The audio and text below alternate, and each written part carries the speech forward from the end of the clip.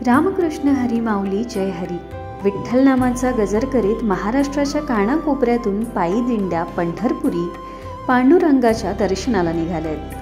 लहानग्यांपासून ते वृद्धांपर्यंत प्रत्येकजण माऊलींचा हा सोहळा उत्साहाने साजरा करतोय.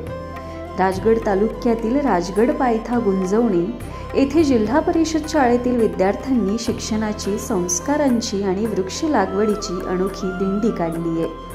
या दिंडीत विठ्ठल रुक्मिणी टाळ मृदुंगांच्या तालावर नाचणारे लहान वारकरी, स्त्री शिक्षणाचा, अपंगांच्या मदतीचा आणि निसर्ग संवर्धनाचा संदेश देणारे फलक हाती घेऊन विद्यार्थ्यांसह शिक्षक आणि पालक देखील या दिंडीत सहभागी झालेत.